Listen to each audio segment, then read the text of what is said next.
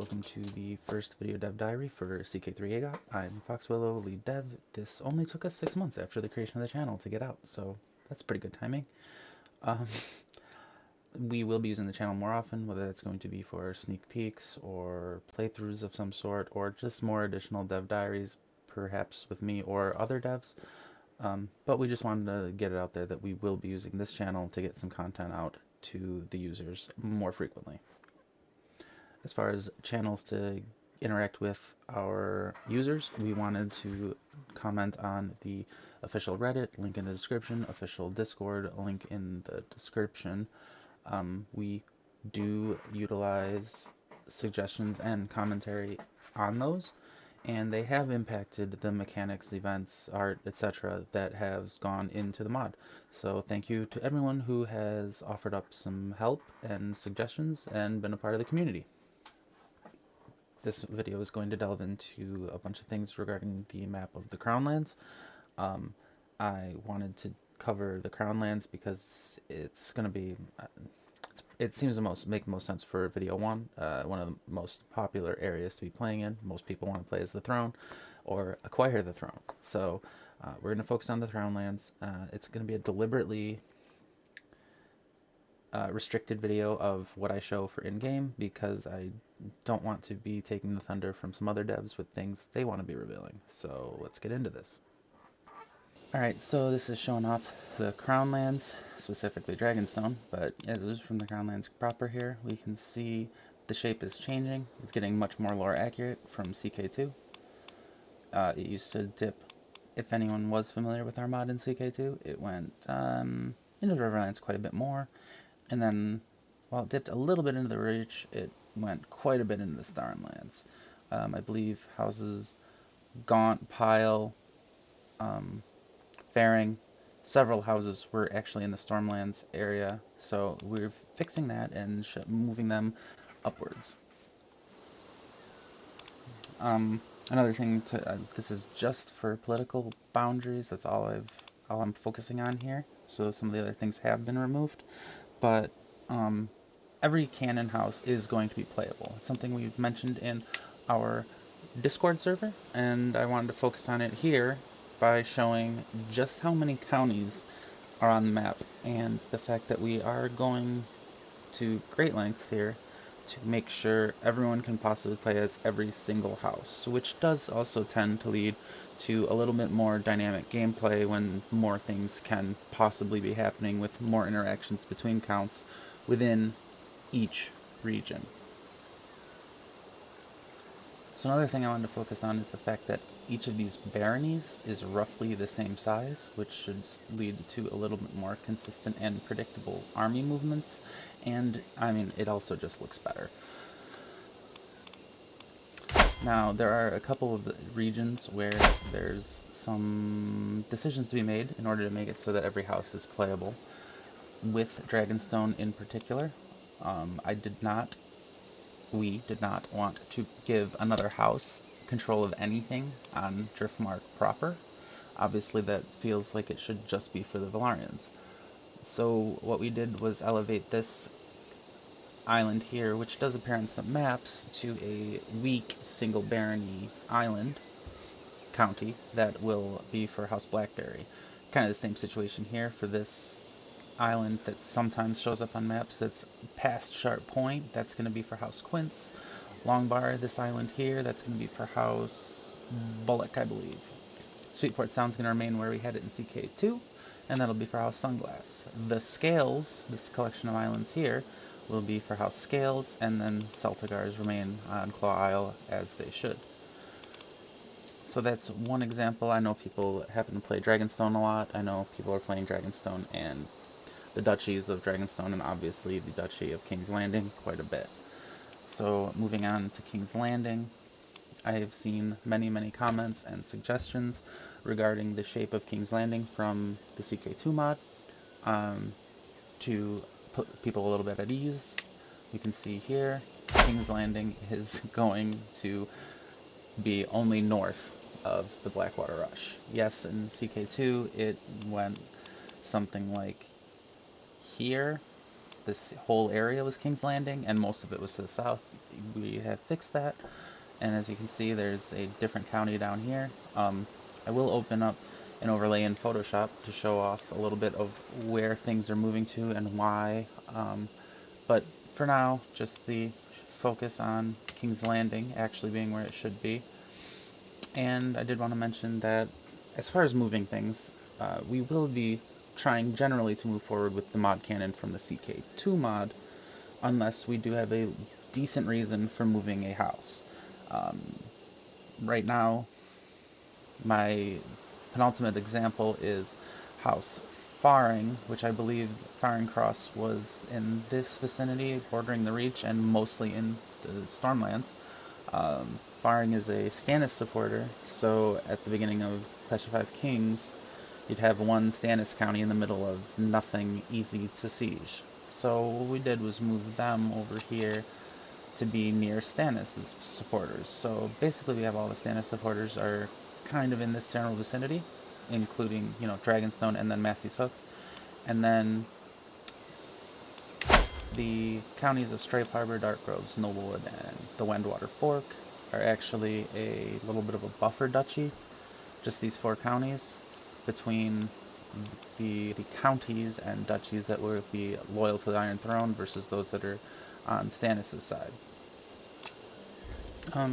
The last thing I wanted to mention was King's Landing itself. Again, these 5 baronies being King's Landing, we're going to have it show up on the map. Exactly how we're going to do that is something the walls will actually cover an extent of King's Landing as expected, including the keep, the dragon pit, and the step. Any more than that, I actually don't want to get into yet, because I don't want to steal the thunder from one of the other devs who's doing that work and should probably have a really interesting dev diary coming up about it. But I do want to just comment on the fact that we are going to those lengths to get this stuff visible on the map and just add that little bit more of depth. Alright, so what we're looking at here is my working file for the Crownlands. I probably don't really need to show this, but I thought I would show the extent and a couple of ways in which how we're placing things. Each ring is a cannon house. White are in cannon locations, yellow are in likely cannon locations or a mod cannon carryover from CK2, and the greenhouses are kind of, we don't have much information about them. They could be placed basically anywhere. The circles are just the keeps that we know where they are. So there's actually very few that we know exactly where they are in the Crownlands. So that's why there's so few of those. And I do have an overlay that shows a very general approximation of where each holding for every barony would be placed, and then they're color coordinated by what the counties would be. But that looks terrible and way too much information when you're not accustomed to it. So I'm going to get rid of those. And generally you should be able to make out the shape of the duchies. In here, just a quick rundown of the duchies of the Crownlands. I believe there are 3 new ones, with one of those replacing an old one. So we have Cracklaw Point, Duskendale, Stokeworth, Rosby, Hayford. Those are all King's Landing, Blackwater Rush, Massey's Hook, and Dragonstone. Those are all continuing on. This duchy here, the brown one, is going to be called Deerfield. It's because both houses Buckwell and Hart are in that location, so good name for that duchy. We have, this is actually going to be called Baywater Woods, and this is going to be Wendwater Forest. The reason for that is this used to be the Kingswood. The Kingswood actually extends pretty far into the Stormlands, so if anything's going to be, if any duchy is literally just going to be called Kingswood, it probably would be the one where it's actually labeled on the map, and that is not in the Crownlands. So that's the reason for breaking those up. Um, I could spend a very long time clicking on every single house location and going into why is Blount here? Is it a carryover? Is it not? Edgerton used to be here, so that's kind of why Edgerton's here again. Crosby's Cannon for that location. We know Southhorn, we know Hogs here. But instead of clicking every single thing, I mean, we know this is House Corn, this is House Hall. We know Hall was from Middleton. Um, Instead of taking a lot of time going over that, and I'm not sure this is overly interesting to everyone, I did want to touch on a couple things. Shout out to House Wendwater literally being put on the fork of the Wendwater, like is in their sigil. I do like that. But one thing was with these greenhouses. So a house like this is Miller, and this is Groves. Now Miller and Groves, those are houses that are new to being counts. They also may both be new to being in the Crownlands. And the reason I wound up deciding to put them in the Crownlands is a matter of a randomization process, which includes number one, the forename of the characters, if there's any forenames involved, and the lords they served under, and also the event that we know about that house from. In this case, the event we won't know about, the vast majority of these unplaced houses from are either they were a member of the Kingsguard or they were a participant in the Ashford tourney. So in this case, the chance of a random person, a random house that we know of from the Ashford tourney being a Stormlander, 7 out of 40 were Stormlanders, so there's a 17% chance. And so what we've done is made it so hopefully those percentages stay consistent. And by that I mean we randomized it, and we're hoping then that the makeup of the Ashford tourney would still be roughly 10% Crownlander, roughly 35% Reachman, etc. And the same thing with the Kingsguard. When we know of a house that was in the Kingsguard, but we know nothing else about them, we're hoping that by using this random system, the Kingsguard will historically remain of relatively the same makeup. One way, and another thing I did use was forenames. And one example of that is House Good up here, which were placed in the Reach. House Good has 3 members. They were all members of the Kingsguard. One of them's name is Gregor, which is a Westernlander name. The only other Gregor is Clegane. The other 2, I don't know off the top of my head, but the other 2 were Reachman names.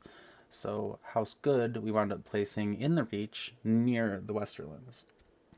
So that's one way mostly just forenames were used. And in other cases, it'll be mostly just the randomization of the event they were at.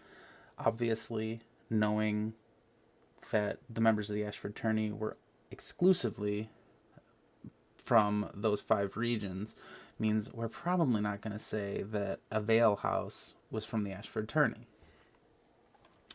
Likewise, there's no confirmed Northmen in the Kingsguard, so if there's a random Kingsguard house or a random Kingsguard house that we don't know where they're from, probably not going to put them in the north. So these things should historically maintain their general percentages that they have in canon. The other thing, which probably isn't even super important to get into, was I was literally just going to show we have a spreadsheet that I have some formulas set up that do some scripting for us. This is the current makeup of King's Landing. Just as a quick show, this is the current makeup of Duskendale. There's, again, a lot of things I could go into with even just this information and why things are the way they are, but this could be a 5-hour video if I gave effort into that, or if I really delved into doing that. So people who are going to be super interested can pause and analyze all they want, but that's going to be all I'm going to cover directly, because I mean I really just don't want to bog anyone down with an hour-long video. Alright, well, that's all we're going to cover in this first video dev diary. The last thing to mention is we will have a Ko-fi link in the description. That's going to be for anyone who wants to support the project, specifically helping support the team and this channel specifically, which is run by all of the developers of the team. We'll have that link along with, again, repeating, big thanks to everyone who's been a part of the community and has done a good job of giving us suggestions and input that has helped shape our mechanics and everything we've done. So again, this is the first video dev diary of hopefully many. Hopefully we have more content than just video dev diaries, and we can start using the YouTube channel as a good way to interact and get content out there about the mod.